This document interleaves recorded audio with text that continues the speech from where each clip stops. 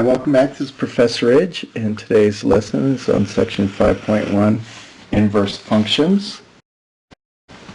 Inverse relation, interchanging the first and second coordinates, the x and y coordinates, of each ordered pair in a relation produces the inverse relation. So if we just switch for each ordered pair, so let's say, here's an example, let's say we have f is a relation and we have the ordered pair 1 gets paired with 5,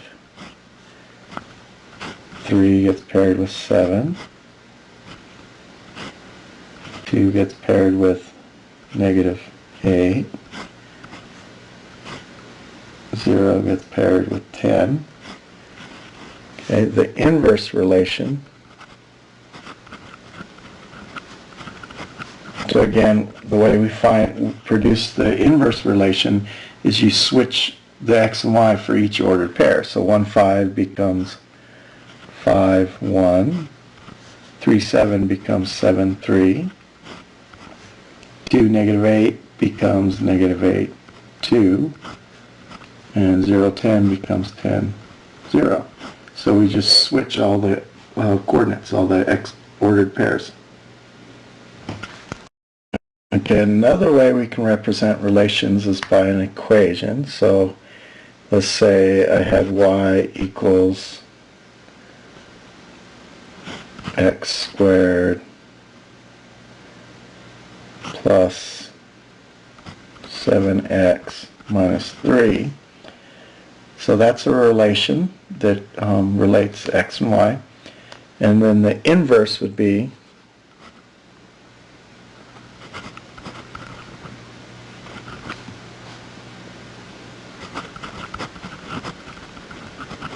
okay, so it's the same idea. If we're going to switch the x and y, well, for all the ordered pairs, it's the same thing as doing it with the equation. So you're going to switch, you're just going to interchange the variables.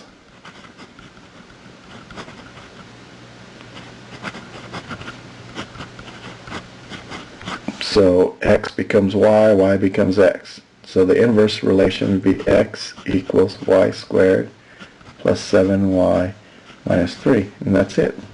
Okay, and we're done. Now, when we talk about inverse function in a little bit, then we would take the next step and solve it for y. Okay, a third way that we can represent relations is by a graph. So if I look at a graph, okay, so let's say this graph is my relation. Now, since we're going to interchange the x and y's, what it turns out to be, it's the reflection through x equals y.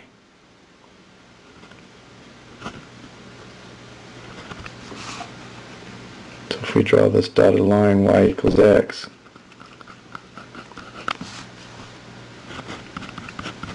and we switch the x and y, so like this point here is the point -3, 1. The inverse of that can be 1, -3.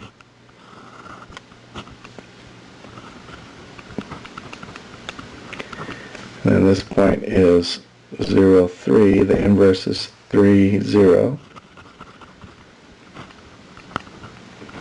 And then this point is 1, 2. So the inverse is 2, 1. And you can see that this is going to be, if I were to fold the paper across this dotted line, those two sides would match up. They're the reflection through the line.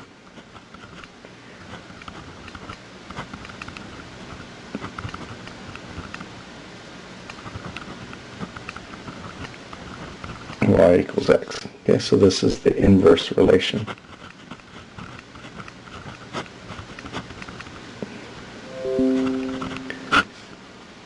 So basically, if I were to draw a picture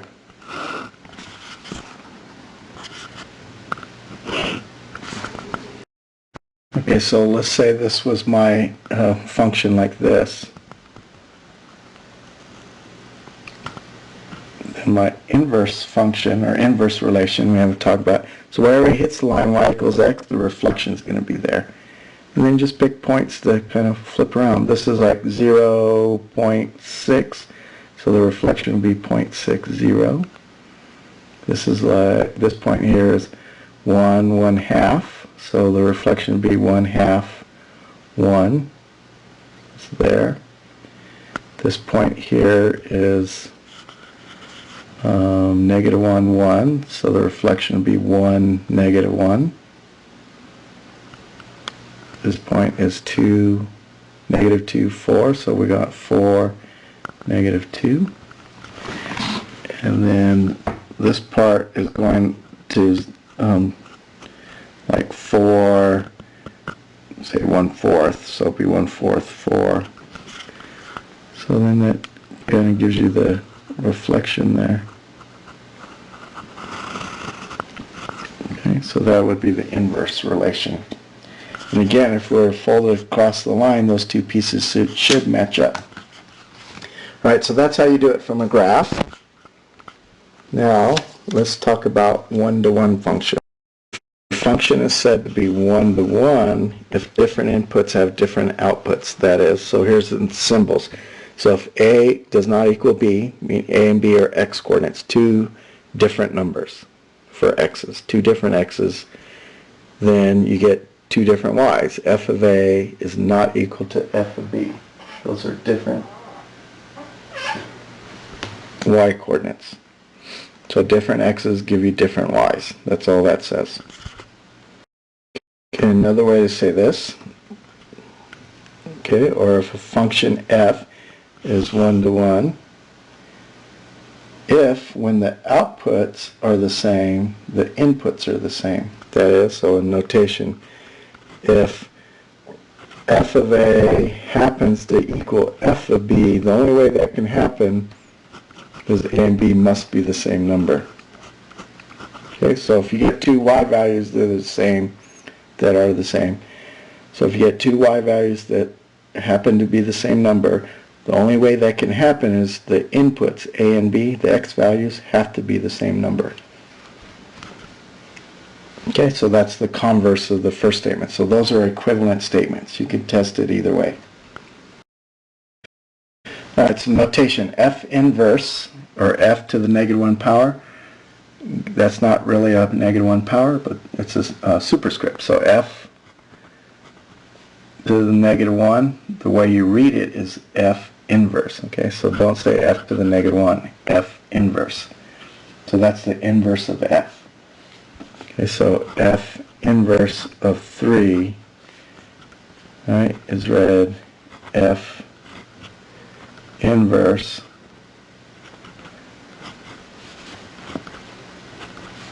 and f inverse of 3. Okay, and then of course you can have an x in there, so f inverse of x. Okay, some things to note. If a function f is one-to-one, then its inverse is a function. So if you have a one-to-one function, then you know the inverse of that function is also a function. The domain of a one-to-one function f is the range of the inverse, which makes sense because if you're switching all the x and y's, all the x values is domain, and you switch it, now the x's become y, so that would be the range. So the domain of f would be the range of f inverse. And then vice versa, the range of f would be the domain of f inverse.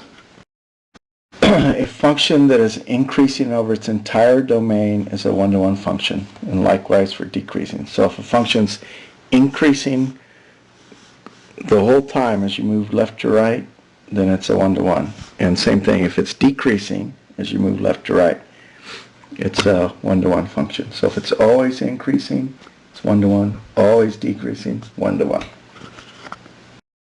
Okay, so the horizontal line test, we're testing for one-to-one.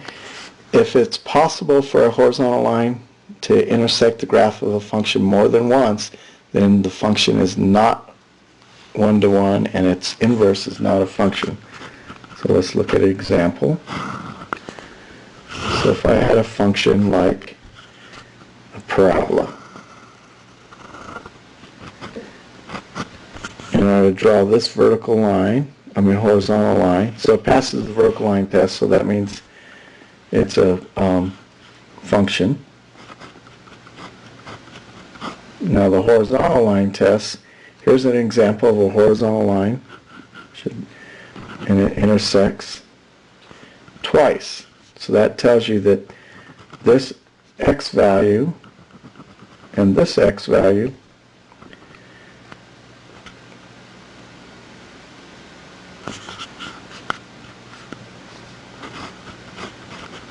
give you the same y value. Right? So it's not one-to-one.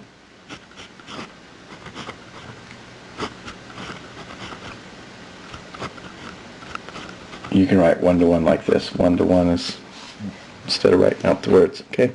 So it's not one-to-one. If I had, say, a function that did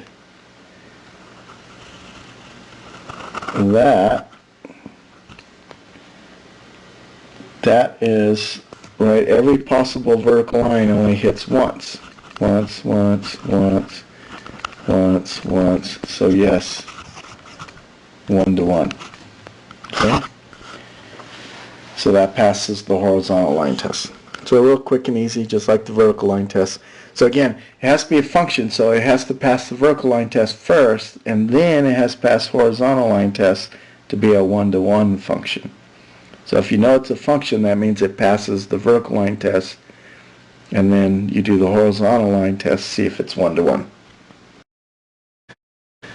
Okay, so if we want to find a formula for the inverse, so if a function is one-to-one, so it has to be one-to-one, a formula for its inverse can be found as follows, so generally found as follows. So our first step is we're going to change the f of x to a y. Just makes it easier for us to do. And then you interchange the x and y.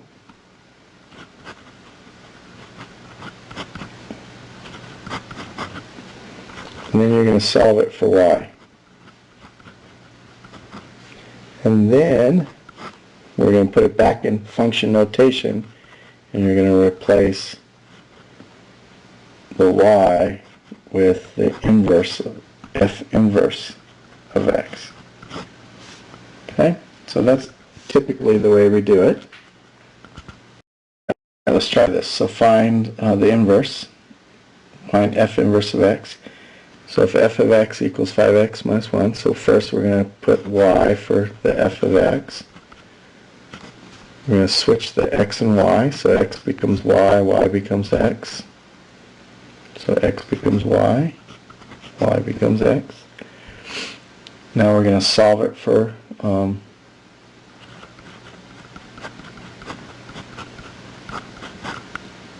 we're going to solve for y. So we're going to add 7 to both sides, divide by 5, and then we're going to write f inverse of x for the y. So f inverse of x is equal to, and I'm just going to flip it around and make it look nicer. Okay, so there we go. That's done. Let's try a little bit harder one. So let's do 5x minus 3 over 4x plus 5. Okay, so we're going to write y for the f of x. We're going to switch all the x's with y's and all the y's with x's. 5y minus 3, 4y plus 5. Notice none of the numbers change, just the x becomes a y, the y becomes x. Okay.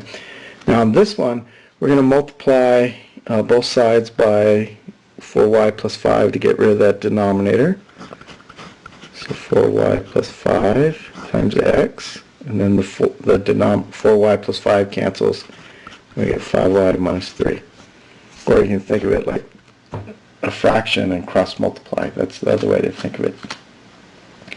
Right, we want to distribute the x, so 4xy plus 5x equals 5y minus 3. Get all the, we're solving for y now, so get all the y's on one side and all the everything else on the other side, so subtract 5x. So we got 4xy minus 5y equals negative 5x minus 3.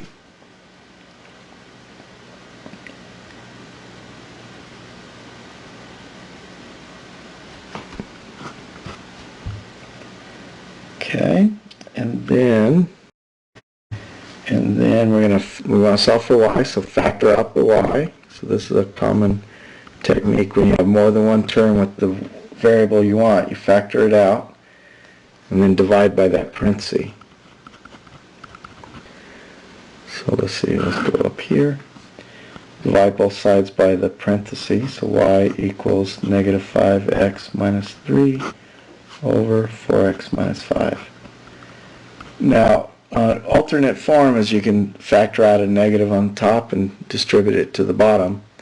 So you could have 5x plus 3 over negative 4x plus 5, or 5 minus 4x. Same thing, either one. So f inverse of x is equal to, we'll stick with the top one, minus 5x minus 3. So on a multiple choice test, you may get one answer and then they show the other one. So you have to make sure you know how to manipulate that negative sign. Alright, let's try one more thing. Alright, so the last thing, if a function f is 1 to 1, then f inverse is a unique function such that each of the following holds. So f inverse composed with f of x, which by definition and composition is f inverse of f of x.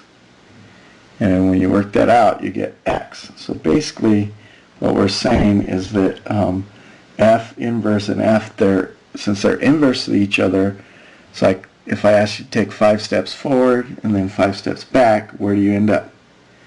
Well, you end up where you started. So that's the idea. If you take f inverse of x, f of x, that takes you somewhere, and then you do the inverse, that takes you back to the beginning, to where you started, so you end up with x. And then you could do the composition the other way around. f composed with f inverse of x is f of f inverse of x. And again, it just leaves you x. Okay? And that's true for every x in the domain, or whichever one you're doing. Okay, so both of them have to be true. And that's also the test. If you want to know if two functions are inverses, you do the composition of both of them, and you should end up with x in both directions. Okay, so example, check to see if f of x equals 7/8 x and f inverse of x equals 8/7 x are in fact inverse of each other. So by the property above, if we compose f inverse with f of x, which by definition of composition means f inverse of f of x, we should end up with x. Okay, so let's see. So f inverse of f of x, well, f of x is 7/8 x. And then we're going to put 7/8 x into the inverse function. So 8/7, we take the x out, we put in 7/8 x. And you can see now we just do the math, you get x. Okay, so that's good. Now we test the other direction.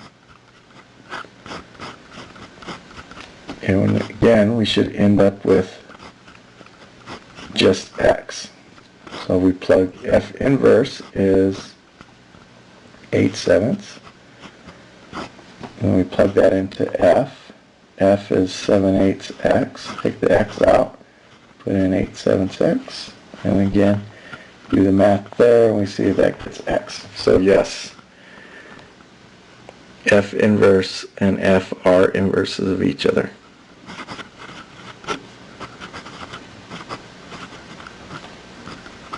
As it's implied, right? F and F inverse. So normally you'd write this, say this is F, that's G. Check to see if they're inverses, and you do F composed with G, G composed with F, and see that you get X for both.